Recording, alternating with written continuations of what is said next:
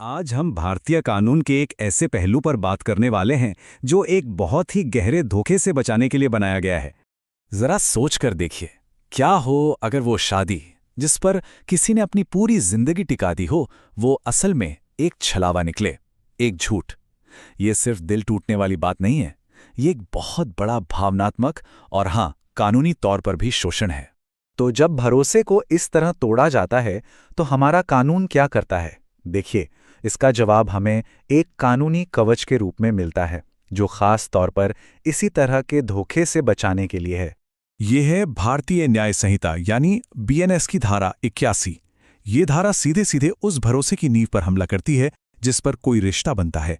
ये साफ कहती है कि अगर कोई पुरुष धोखे से किसी महिला को ये यकीन दिला दे कि वो कानूनी रूप से शादीशुदा हैं और इसी झूठे यकीन की वजह से वो महिला उसके साथ रहती है या यौन संबंध बनाती है, तो ये एक गंभीर अपराध है।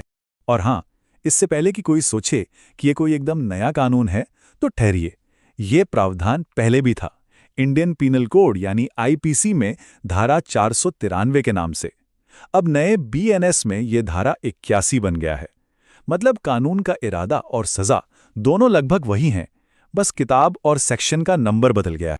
चलिए अब इस कानून को थोड़ा और गहराई से समझते हैं। आखिर कोर्ट में इसे साबित करने के लिए किन किन चीज़ों की ज़रूरत पड़ती है? इसे समझने के लिए हमें इस अपराध के ज़रूरी हिस्सों या कह लीजिए इंग्रेडिएंट्स को एक-एक करके देखना होगा। देखिए, इस अपराध को साबित करने के लिए प्रोसिक्यूशन को एक पूरी चेन साबित करनी पड़ती है, जिसके 4 बहुत जरूरी पड़ाव हैं। पहला, ये काम एक पुरुष ने किया हो। दूसरा, उसने जानबूझकर धोखा दिया हो, मतलब ये एक सोची समझी चाल थी। तीसरा, इस धोखे का असर इतना ज्यादा हो कि महिला को सच में ये यकीन हो जाए कि वो कानूनी तौर पर शादीशुदा है। और सबसे जरूरी चौथा पड़ाव, इसी यकीन की वजह से वो उसके साथ रहे या यौन संबंध बनाए। अगर इन 4 कड़ियों में से एक भी कड़ी टूट जाए ना, तो केस कमजोर पड़ जाता है। तो ये धोखा असल में दिखता कैसा है? सोचिए, इसके कितने रूप हो सकते हैं। कभी कभी ये एक पूरी नकली शादी का ड्रामा होता है जिसमें शायद नकली पंडित और मेहमान तक शामिल हों। कभी जाली मैरिज सर्टिफिकेट दिखाकर भरोसे का खून किया जाता है।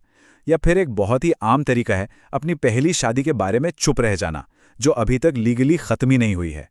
और कई बार तो सिर्फ मंदिर में मांग में सिंदूर भर के यकीन दिला दिया जाता है कि बस हो गई शादी, जबकि कानून की नज़र में उस रिश्ते की कोई बुनियाद ही नहीं होती।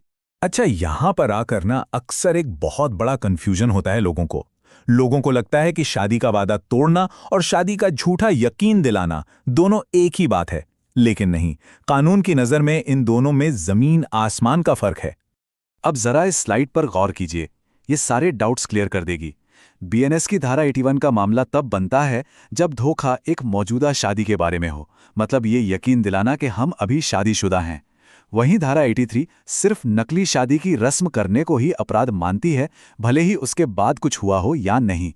और धारा 69 तो बिल्कुल अलग है, ये भविष्य में शादी करने के झूठे वादे पर यौन संबंध बनाने से जुड़ा है। एक और बड़ा फर्क देखिए, धारा 81 में आरोपी सिर्फ पुरुष हो सकता है, जबकि धारा 83 जेंडर न्यूट्रल है, यानी पुरुष या महिला कोई भी हो सकता है।